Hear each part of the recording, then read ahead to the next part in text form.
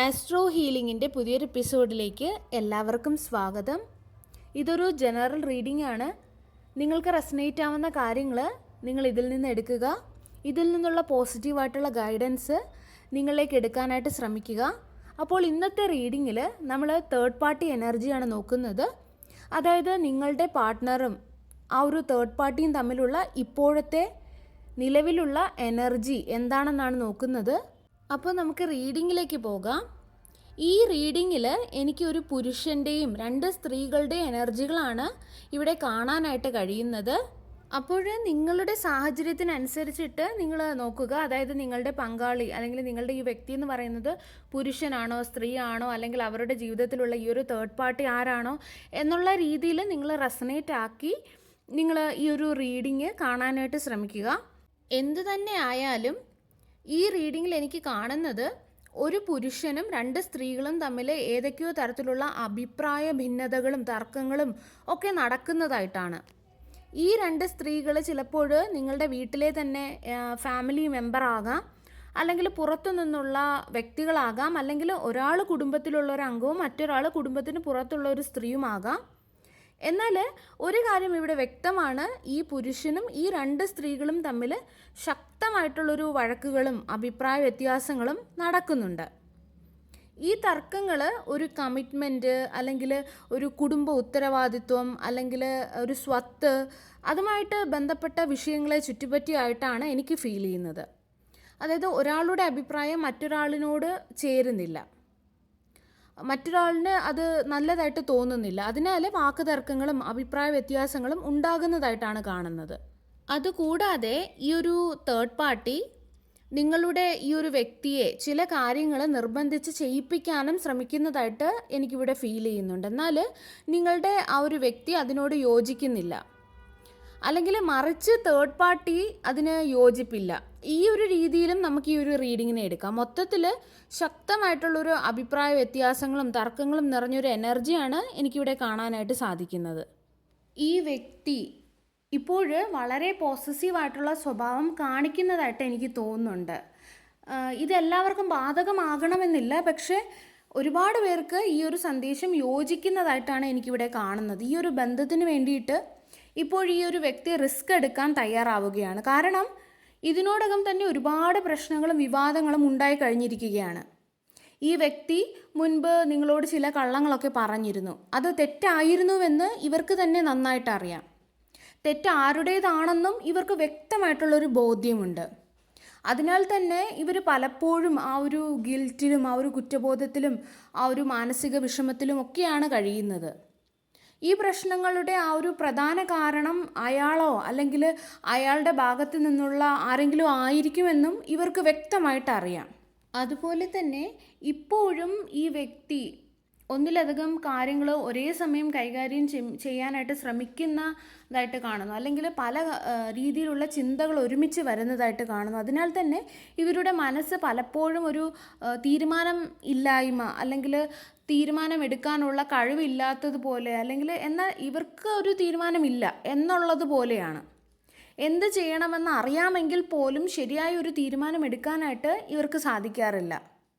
തീരുമാനമെടുക്കാൻ ഇവർക്ക് ആഗ്രഹമുണ്ട്. അങ്ങനെ ഒരു ആഗ്രഹമുണ്ടെങ്കിലും വേറെ പല കാരണങ്ങളാൽ ഇവർ പിന്നോട്ട് പോവുകയാണ്.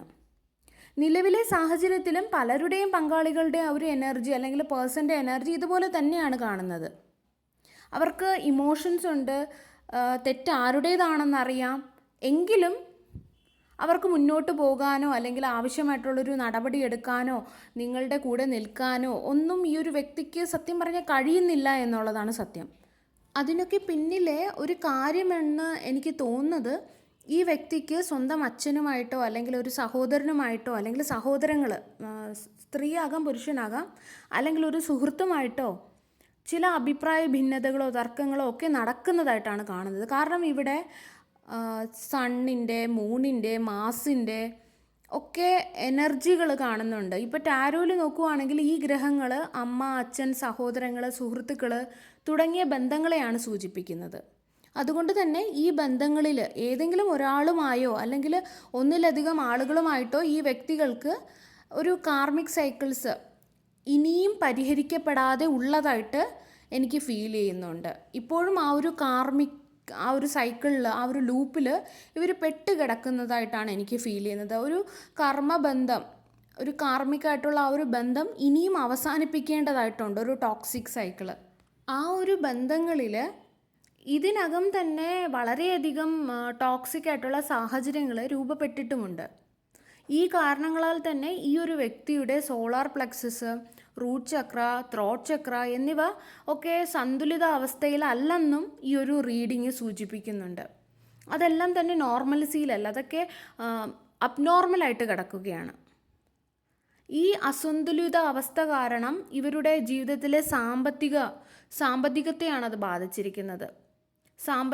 മണി ഫ്ലോ, സാമ്പത്തിക സ്രോതസ്സ് തടസ്സപ്പെട്ടിരിക്കുന്നതായിട്ടോ അല്ലെങ്കിൽ വരുമാനത്തിൽ നിരന്തരമായിട്ടുള്ള ഉയർച്ച താഴ്ചകൾ അനുഭവപ്പെടുന്നതായിട്ടോ ഒക്കെയാണ് എനിക്കിവിടെ കാണുന്നത്. പ്രത്യേകിച്ചും ഒരു സാമ്പത്തിക സ്ഥിരത ഇല്ലാത്തപ്പോൾ ഒരാളുടെ ആത്മവിശ്വാസം സ്വാഭാവികമായിട്ടും കുറയാൻ തുടങ്ങും. അവർ നിരാശ അനുഭവപ്പെടുകയും മനസ്സമാധാനത്തോടെ ജീവിക്കാനായിട്ട് സാധിക്കാതെ ആവുകയും ചെയ്യും. കാരണം ഒരു പ്രായത്തിന് ശേഷം എല്ലാവർക്കും ജീവിതത്തിൽ ഒരു പരിധിവരെ സ്ഥിരത ഉണ്ടാകണമെന്ന് അവർ ആഗ്രഹിക്കാറുണ്ടല്ലേ. എന്നാൽ ഈ വ്യക്തി ഇപ്പോഴും പല ബുദ്ധിമുട്ടുകളിൽ കൂടെയും പല സ്ട്രഗിൾസിൽ കൂടെയും ഒക്കെ കടന്നു പോവുകയാണ്. ഈ റീഡിങ്ങിൽ കാണുന്നത്, കാർഡ്സ് പറയുന്നത് ഈ ഒരു സ്ട്രഗിൾസ് ഈ വ്യക്തിയുടെ തന്നെ പ്രവർത്തികളുടെ ഫലമായിട്ട് ഉണ്ടായതാണെന്നാണ്. ഇവർ നിങ്ങളോട് ചെയ്ത തെറ്റുകൾ, നിങ്ങളെ കുറ്റപ്പെടുത്താൻ ശ്രമിച്ചത്, അല്ലെങ്കിൽ നിങ്ങളുടെ പേര് മോശമാക്കിയത്, മറ്റുള്ളവരുടെ മുൻപിൽ നിങ്ങളെ മോശമാക്കിയത്, അല്ലെങ്കിൽ നിങ്ങളുടെ പേര് കളങ്കം വരുത്താൻ ശ്രമിച്ചത് ഈ വ്യക്തിയോ അല്ലെങ്കിൽ നിങ്ങളുടെ ബന്ധത്തിലെ തേർഡ് പാർട്ടികളോ ചെയ്ത ഈ പ്രവൃത്തികളുടെ ഫലം ആണ്. അതായത് അവർ സ്വന്തമായിട്ടൊരു കർമ്മ അവർ സൃഷ്ടിച്ചതായിട്ടാണ് ഇവിടെ ഈ ഒരു കാർഡ്സ് പറയുന്നത്. അതായത് ആരെങ്കിലുമൊക്കെ നമ്മളോട് നീതികേട് കാണിക്കുമ്പോൾ ചിലർ ആ ഒരു വേദനയെ അല്ലെങ്കിൽ ആ ഒരു നെഗറ്റീവായിട്ടുള്ള ഇമോഷൻസിനെ മനസ്സിൽ സൂക്ഷിച്ച് വെക്കാറുണ്ട്. എന്നിട്ട് ഇവർക്ക് ഇതിൻ്റെ ഫലം ലഭിക്കണമെന്ന് ആഗ്രഹിക്കാറുണ്ട്. എന്നാലും മറ്റു ചിലർ അങ്ങനെയല്ല. അവർ ആ ഒരു നെഗറ്റിവിറ്റിയെ മനസ്സിൽ സൂക്ഷിക്കാതെ, ആ ഒരു നെഗറ്റീവായിട്ടുള്ള ഇമോഷൻസിനെ മനസ്സിൽ സൂക്ഷിക്കാതെ എല്ലാം ദൈവത്തിന് സമർപ്പിക്കും. ദൈവത്തിൻ്റെ മുൻപിൽ സറണ്ടർ ചെയ്യും, ഡിവൈൻ്റെ മുമ്പിൽ സറണ്ടർ ചെയ്യും. എന്ത് സംഭവിക്കണമോ അത് അവർക്ക് ദൈവം കൊടുത്തോളും. എന്നിട്ട് അവരെക്കുറിച്ച് ഓർക്കാറില്ല. കാരണം മുന്നോട്ട് പോകും, ദൈവം കൊടുത്തോളും എന്ന വിശ്വാസത്തോടെ അവർ മുന്നോട്ട് പോകും. തങ്ങളെ വേദനിപ്പിച്ചവരെക്കുറിച്ച് അധികം ഒന്നും ചിന്തിക്കാതെ ഇരിക്കാനായിട്ട് അവർ ശ്രമിക്കുകയും ചെയ്യും. ആ രീതിയിലുള്ളൊരു വ്യക്തിയായിരുന്നു നിങ്ങൾ. ഈ റീഡിങ്ങിൽ പറയുന്നത് ഇങ്ങനെ ദൈവത്തിൽ വിശ്വസിച്ച് കാര്യങ്ങൾ വിട്ടുകൊടുക്കുന്നവരോട്, ചതിയോ വഞ്ചനയോ ഒക്കെ ചെയ്തവരുടെ പ്രവൃത്തികളുടെ ഫലം വളരെ വേഗത്തിൽ അവരുടെ ജീവിതത്തിലേക്ക് തന്നെ തിരിച്ചടിക്കും എന്നാണ്. അതാണ് ഇവിടെ സംഭവിച്ചത്. കാരണം നിങ്ങൾ യൂണിവേഴ്സിൽ, അതായത് നിങ്ങൾ ആരെയാണോ വിശ്വസിക്കുന്നത് അവർക്കാണ് നിങ്ങളുടെ ഈ ഒരു നിങ്ങൾക്ക് നേരിടേണ്ടി വന്ന ആ ഒരു അനീതി, ചതി എല്ലാം നിങ്ങൾ കൊടുത്തത്, നിങ്ങളുടെ വിഷമങ്ങളെല്ലാം കൊടുത്തത്. അതുകൂടാതെ നിങ്ങൾ ചിന്തിച്ചതും ഇങ്ങനെയാണ്, അതായത് എന്നോട് അനീതി ചെയ്തു, എന്നാൽ ഞാനും അതേ വഴിയിലൂടെ പ്രതികാരം ചെയ്യാൻ പോയാൽ ആ ഒരു ചെളി എൻ്റെ മേലും വീഴും, അതിനാൽ അതിൽ ഞാൻ ഇറങ്ങേണ്ടതില്ല, ഇങ്ങനെയാണ് നിങ്ങൾ ചിന്തിച്ചത്. അതുകൊണ്ട് തന്നെ ഇന്ന് യൂണിവേഴ്സ് അതിൻ്റെ കൃത്യമായിട്ടുള്ള രീതിയിലുള്ള മറുപടി അവർക്ക് കൊടുക്കുകയാണ്. കാരണം നീതി നടപ്പാക്കണമല്ലോ. കർമ്മ, ഒരാൾ ക്രിയേറ്റ് ചെയ്ത കർമ്മ അത് നല്ലതായാലും ചീത്തയായാലും തിരികെ അവരിലേക്ക് തന്നെ വരണമല്ലോ. എങ്കിലല്ലേ അത് ഇക്വിലിബ്രിയത്തിലാകുകയുള്ളൂ, അതായത് സന്തുലിതമാവുകയുള്ളൂ. കൂടാതെ മറ്റൊരു കാര്യം ഇവിടെ കാണുന്നത്, ഈ വ്യക്തിയുടെ ജീവിതത്തിൽ ഇവരുടെ പൂർവികന്മാരുമായിട്ട് ബന്ധപ്പെട്ട ചില പ്രശ്നങ്ങളും കാണുന്നുണ്ട്. ഒരു മരണപ്പെട്ട വ്യക്തിയുടെ ആത്മാവിന് സമാധാനം ലഭിച്ചിട്ടില്ല എന്ന് കാണുന്നുണ്ട്. അല്ലെങ്കിൽ കുടുംബ പരമ്പരയിലുള്ള പൂർവികന്മാർ, അതായത് മുത്തശ്ശൻ, മുത്തശ്ശി, അവരുടെ മാതാപിതാക്കൾ, മറ്റ് കുടുംബാംഗങ്ങൾ എന്നിവരിൽ ആരുടെയെങ്കിലും പൂർത്തീകരിക്കാത്ത ചില കർമ്മഫലങ്ങൾ ഇപ്പോഴത്തെ തലമുറയെ ബാധിച്ചിട്ടുണ്ടോ എന്ന് ഇവിടെ ഒരു എനർജി കാണുന്നുണ്ട്. ബാധിച്ചിട്ടുണ്ട് എന്ന് ആ രീതിയിലുള്ളൊരു എനർജി കാണുന്നുണ്ട്. അത്തരം പൂർവികന്മാരുടെ കർമ്മഭാരം ഇപ്പോഴും നിങ്ങളുടെ പങ്കാളിയെ ബാധിക്കുന്നതായിട്ടും എനിക്ക് തോന്നുന്നുണ്ട്. അപ്പോൾ ആ ഒരു കർമ്മയും ഈ ഒരു വ്യക്തിക്ക് ക്ലിയർ ചെയ്യേണ്ടതായിട്ട് വരും, ക്ലെൻസ് ചെയ്യേണ്ടതായിട്ട് വരും. കൂടാതെ ഈ ഒരു കുടുംബ പരമ്പരയിലെ മറ്റു തടസ്സങ്ങളും ഇപ്പോൾ പുറത്തേക്ക് വരുന്നതായിട്ടാണ് കാണുന്നത്. കാരണം ഈ ഒരു പൂർവികന്മാരൊക്കെയും മുക്തി ആഗ്രഹിക്കുന്നുണ്ട്. അവർ ജീവിതത്തിൽ ചെയ്ത തെറ്റുകളുടെ ഫലമായിട്ട് അവരുടെ ആത്മാക്കളെ ഏതൊക്കെയോ ലെവലുകളിൽ ഇപ്പോഴും കുടുങ്ങിക്കിടക്കുകയാണ്. അതുകൊണ്ട് തന്നെ അവർക്ക് ക്ലെൻസിങ് ആവശ്യമാണ്. അവ നിങ്ങളുടെ പങ്കാളിയുടെ കുടുംബ പരമ്പരയിൽ നിന്നുള്ള അവരുടെ മദർ സൈഡോ അല്ലെങ്കിൽ അച്ഛൻ്റെ സൈഡോ അല്ലെങ്കിൽ അവരുടെ തന്നെ മാതാപിതാക്കളോ ഒക്കെ ആയിട്ട് ബന്ധപ്പെട്ടായിരിക്കാം. ഈ ഒരു പൂർവികന്മാരുടെ എനർജി ഇവിടെ പറയുന്നത് ഞങ്ങളിപ്പോഴും കുടുങ്ങിക്കിടക്കുകയാണ്. നിങ്ങൾ ഇന്നർ വർക്ക് ചെയ്ത് അല്ലെങ്കിൽ സ്പിരിച്വലി കുറച്ചും കൂടെ ഉയർന്ന് മെഡിറ്റേറ്റ് ചെയ്ത് അങ്ങനെ ചെയ്യുമ്പോഴായിരിക്കും ഞങ്ങൾക്ക് മോചനം ലഭിക്കുന്നത്. അതുവരെ നിങ്ങളുടെ ദാമ്പത്തിക ജീവിതത്തിൽ പ്രശ്നങ്ങൾ തുടരും. ഈ ഒരു വ്യക്തിയുടെ ആൻസിസ്റ്റേഴ്സ് ആ ഒരു രീതിയിൽ പറയുന്നതായിട്ടാണ് ഈ ഒരു റീഡിങ്ങിൽ എനിക്ക് കാണാൻ കഴിയുന്നത്. കൂടാതെ ഈ ഒരു കുടുംബ പരമ്പരയിൽ സാമ്പത്തികവുമായിട്ട്, അതായത് മണിയുമായിട്ട് ബന്ധപ്പെട്ട് കർമ്മ പ്രശ്നങ്ങളുണ്ടെന്നും കാണുന്നുണ്ട്. പൂർവികർ പണവുമായിട്ട് ബന്ധപ്പെട്ട് ചില ദുഷ്കർമ്മങ്ങൾ ചെയ്തതിൻ്റെയും ഫലമാണ് ഇപ്പോൾ നിങ്ങളുടെ പാർട്ട്ണർ അനുഭവിക്കുന്നത്. നിങ്ങളുടെ പാർട്ട്ണറിനെ അവരുടെ തന്നെ കുടുംബം ചൂഷണം ചെയ്യുന്നതാകാം, അല്ലെങ്കിൽ മറ്റേതെങ്കിലും തേർഡ് പാർട്ടി ചൂഷണം ചെയ്യുന്നതാകാം സാമ്പത്തികമായിട്ട്. ഇപ്പോൾ ജീവിച്ചിരിക്കുന്ന തേർഡ് പാർട്ടികളായ ആളുകളും അവരുടെ തെറ്റായിട്ടുള്ള പ്രവർത്തികളിലൂടെ പുതിയ കർമ്മകൾ സൃഷ്ടിക്കുന്നുണ്ടെന്നും ഇവിടെ കാണാം. ഇതിൻ്റെ ഫലമായിട്ട് ഈ വ്യക്തിക്ക് ജീവിതത്തിൻ്റെ എല്ലാ മേഖലകളിലും കുടുങ്ങിപ്പോയതുപോലെയും മുന്നോട്ട് പോകാൻ കഴിയാത്ത പോലെയുമൊക്കെയാണ് അനുഭവപ്പെടുന്നത്. അതുപോലെ തന്നെ മറ്റൊരു കാര്യം ഇവിടെ കാണുന്നത്, ഈ ഒരു വ്യക്തി അല്ലെങ്കിൽ ഈ ഒരു തേർഡ് പാർട്ടി ഏതൊക്കെയോ ജോൾസിൻ്റെ അടുത്തോ അല്ലെങ്കിൽ ഏതെങ്കിലും പുരോഹിതന്മാരുടെ അടുത്തോ അല്ലെങ്കിൽ ആത്മീയ ഉപദേശം തേടുന്നതിനായിട്ടൊക്കെ ആരുടെയൊക്കെ അടുത്ത് ഇവർ പോകുന്നുണ്ട്. അവർ പറയുന്ന ആചാരങ്ങളൊക്കെ അല്ലെങ്കിൽ ആ ഒരു കർമ്മങ്ങളൊക്കെ ഇവർ അനുഷ്ഠിക്കുകയും ചെയ്യുന്നുണ്ട്. പക്ഷേ ഇതെല്ലാം ഇവർ ചെയ്യുന്നത് പുറമേ ഉള്ള ഒരു രീതിയിൽ മാത്രമാണ് ചെയ്യുന്നത്. യഥാർത്ഥത്തിൽ ഇവരുടെ സ്വന്തം മനോഭാവത്തിലും ഇവരുടെ സ്വഭാവത്തിലും ഒന്നും മാറ്റം കൊണ്ടുവരാനായിട്ട് ഇവർ ശ്രമിക്കുന്നില്ല. ഇവർ പ്രാർത്ഥിക്കുന്നുണ്ട്, ഇവർ ഉപവാസം എടുക്കുന്നുണ്ട്, പക്ഷേ ഇവർ മറ്റുള്ളവരോട് പെരുമാറുന്ന രീതി അല്ലെങ്കിൽ അതൊക്കെ വളരെ മോശമാണ്. അതുകൊണ്ട് തന്നെ അതിലൊന്നും തന്നെ ഇവർക്ക് യാതൊരുവിധ ഫലവും ലഭിക്കില്ല എന്നുള്ളതാണ്. അവർ സ്വന്തം തെറ്റുകൾ അംഗീകരിക്കുകയും ആത്മാർത്ഥമായിട്ട് പശ്ചാത്താപിക്കുകയും ആവശ്യമായിട്ടുള്ള സ്ഥലങ്ങളിൽ ക്ഷമ ചോദിക്കുകയും ചെയ്യുന്നില്ല. അത് നേരിട്ട് ആ ഒരു വ്യക്തിയോടായാലും അല്ലെങ്കിൽ ദൈവത്തിനോടായാലും മതി, അതുപോലും പ്രാർത്ഥനയിലൂടെ അവരത് ചെയ്യുന്നില്ല. ആ ഒരു ആത്മാർത്ഥമായിട്ടുള്ളൊരു മാറ്റമാണ് യഥാർത്ഥത്തിൽ ആവശ്യമെന്ന് പറയുന്നത്. ഇങ്ങനെയൊരു ആത്മസമർപ്പണത്തോടു കൂടി സ്വന്തം ഉള്ളിൽ മാറ്റം വരുത്തുന്നത് വരെ അവരുടെ ജീവിതത്തിൽ കർമ്മഫലങ്ങളുടെ സ്വാധീനം തുടരുമെന്നാണ് ഇവിടെ കാണുന്നത്. ഒരാളുടെ ജീവിതത്തിൽ അനുഗ്രഹങ്ങളും സമൃദ്ധിയും നിറയണമെങ്കിൽ നല്ല പ്രവർത്തികൾ നമ്മൾ ചെയ്യണം, അല്ലേ? ഒരാൾക്ക് നല്ല പ്രവർത്തികളിൽ ആത്മവിശ്വാസം ഉണ്ടെങ്കിൽ അല്ലെങ്കിൽ അവർ ചെയ്ത കാര്യത്തിൽ ആത്മവിശ്വാസം ഉണ്ടെങ്കിൽ ആരെങ്കിലും ഇപ്പം നിൻ്റെ കർമ്മഫലം നിനക്ക് ലഭിക്കുമെന്ന് പറഞ്ഞാൽ അതിൽ സന്തോഷമായിരിക്കും വരുന്നത്, ഭയപ്പെടേണ്ടതില്ല. കാരണം നമ്മൾ ചെയ്തത് നന്മയാണല്ലോ, അപ്പം നമുക്ക് തിരികെ ലഭിക്കുന്നതും നന്മയായിരിക്കും. എന്നാൽ കർമ്മഫലത്തെക്കുറിച്ച് നമ്മൾ ഭയം തോന്നുന്നുണ്ടെങ്കിൽ, നിങ്ങൾക്കോ അല്ലെങ്കിൽ ആർക്കെങ്കിലും അങ്ങനെ തോന്നുന്നുണ്ടെങ്കിൽ കഴിഞ്ഞ കാലത്ത് പാസ്റ്റിൽ ചെയ്ത ചില തെറ്റുകൾ ഓർമ്മ വരുന്നു എന്നതിൻ്റെ ഒരു സൂചനയാണ്, അല്ലേ? അതുപോലെ മറ്റൊരു കാര്യം ഇവിടെ കാണുന്നത്, ഈ വ്യക്തിക്ക് ഇപ്പോഴും സാമ്പത്തിക ബുദ്ധിമുട്ടുകൾ അനുഭവപ്പെടുന്നുണ്ട് എന്നാണ്. പ്രത്യേകിച്ച് നിങ്ങളുടെ ബന്ധത്തിലെ തേർഡ് പാർട്ടികളായിട്ടുള്ള ഒരു സ്ത്രീയോ അല്ലെങ്കിൽ രണ്ട് സ്ത്രീകളോ പണത്തിനും സ്വത്തിനും വേണ്ടിയിട്ട് ഈ വ്യക്തിയെ ബുദ്ധിമുട്ടിക്കുന്നതായിട്ട്, അല്ലെങ്കിൽ ഈ സ്ത്രീകൾ ഈ ഒരു പ്രോപ്പർട്ടി, സ്വത്ത്, ഇതിനൊക്കെയാണ് അമിതമായിട്ടുള്ള പ്രാധാന്യം നൽകുന്നത്.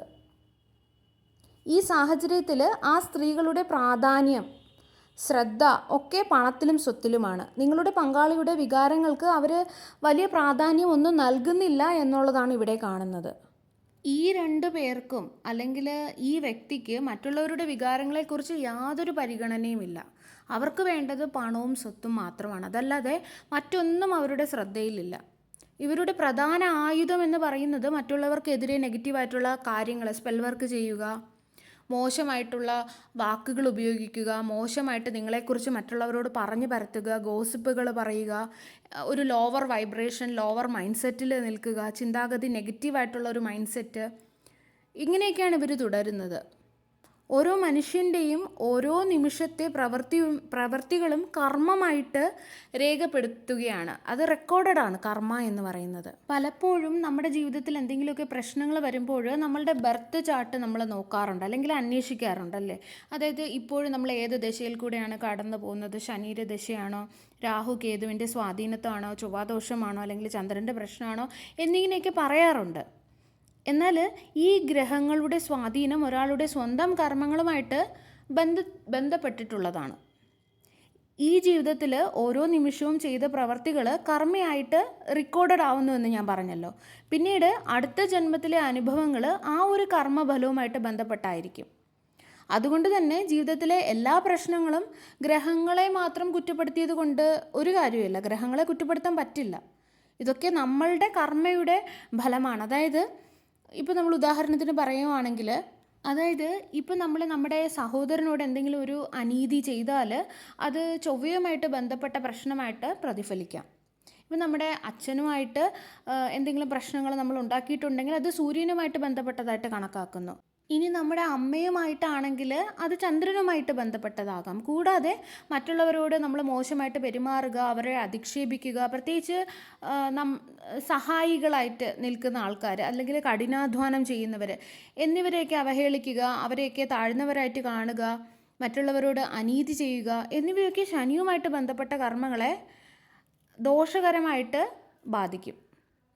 അതുകൊണ്ട് ഗ്രഹങ്ങളെ കുറ്റപ്പെടുത്തുന്നതിന് പകരം സ്വന്തം തെറ്റുകൾ അംഗീകരിച്ച് തിരുത്തുകയും അതേ തെറ്റുകൾ വീണ്ടും ആവർത്തിക്കാതിരിക്കാൻ ശ്രമിക്കുകയുമാണ് ചെയ്യേണ്ടത്. ഇത് കേൾക്കാൻ വളരെ ലളിതമാണെന്ന് നിങ്ങൾക്ക് തോന്നിയാലും പലർക്കും ജീവിതാവസാനം വരെ അത് ചെയ്യാൻ കഴിയാറില്ല. അതുകൊണ്ട് തന്നെ അവരുടെ ജീവിതത്തിൽ വീണ്ടും വീണ്ടും വലിയ പ്രതിസന്ധികളും അപ്രതീക്ഷിതമായിട്ടുള്ള സംഭവ വികാസങ്ങളും ഉണ്ടാവുകയാണ് ചെയ്യുന്നത്. ഇത് ഒരിക്കലും ഞാൻ നിങ്ങളെ ഭയപ്പെടുത്താൻ പറഞ്ഞതല്ല, നിങ്ങളുടെ അറിവിനായിട്ട് പറഞ്ഞത് മാത്രമാണ്. നിങ്ങളോട് അനീതി ചെയ്തവർ ആരായാലും അവരുടെ പ്രവർത്തികൾക്കുള്ള ഫലം ഒരു നാൾ അവർക്ക് അനുഭവിച്ചേ മതിയാവുകയുള്ളൂ.